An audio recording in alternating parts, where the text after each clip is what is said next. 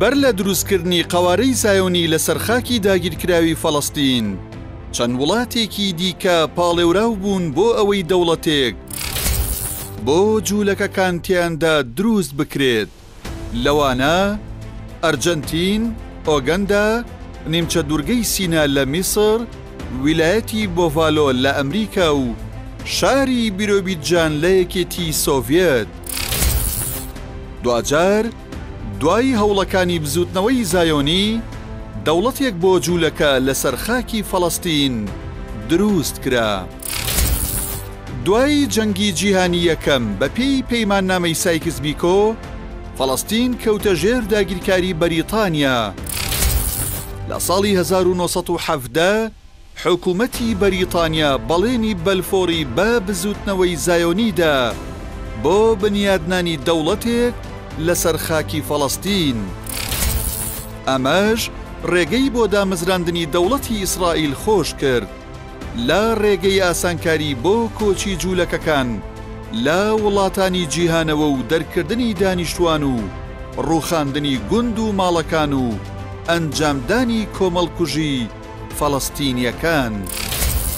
پەیام لە سندوقی ڕەشدا وردەکاری ئەو پێشنیازانە بڵاو دەکاتەوە کە چەند وڵاتێکی جیاوازیان دیاری کرد بۆ بنیادنانی دەوڵەتێک بۆ جوولەکەکان بەر لە دروستکردنی قەوارەی زایۆنی لە ساڵی 1948 لەسەر خاکی فەڵەستین.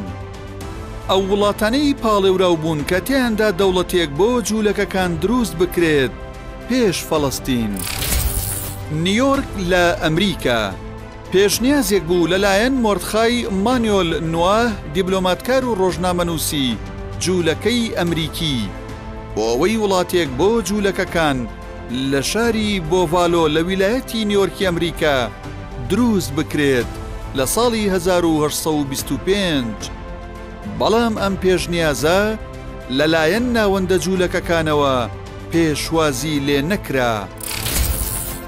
ئەرجەنتین دەستپێشخەریەک بوو لەلایەن مۆریس دیهێرچ بازرگانی جوولەکەی ئەڵمانی لە ساڵی 1891 ملیۆنان هێکتار زەوی کشت و کاڵی لە ئەرجەنتین کڕی.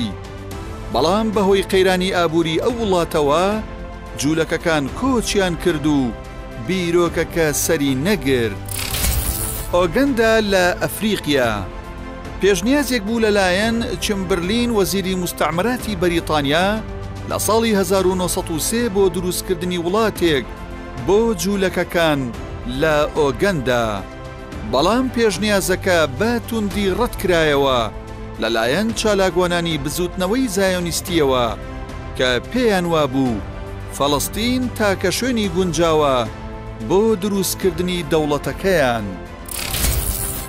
نیمچە دوورگەی سینا لە میسر پێشنیازێک بوو لەلایەن تێۆدۆر هێرتزل دامەزرێنەری بزوتنەوەی زایۆنستی بۆ دروستکردنی دەوڵەتێک بۆ جوولەکەکان لە شاری عەریش لە نیمچە دوورگەی سینا لە وڵاتی میسر کە لە ژێر داگیرکاری بەریتانیادا بوو.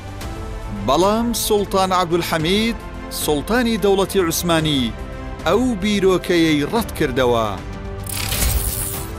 بیروبیجان لە رووسیا پلانی بەشێک لە جوولەکەکان بوو بۆ دروستکردنی دەوڵەت لە شاری بیروبیجان لە ناوچەی ئۆپلاست لە یەکێتی سۆڤیەت رووسیای ئێستا کە ئەو ناوچەیە لە ژێر حوکمی خۆبەڕێوەبەری جوولەکەکاندا بوو لە ساڵی 1928. بەڵام بیرۆکەکە سەری نەگرت دوای ئەوەی جۆزێف ستالین سەرۆکی یەکێتی سۆڤیەتی پێشوو لە دژیان وەستایەوە و سەرۆکی حکومەتەکەی لە سێدارەدان و پەرستگاکانی داخستن.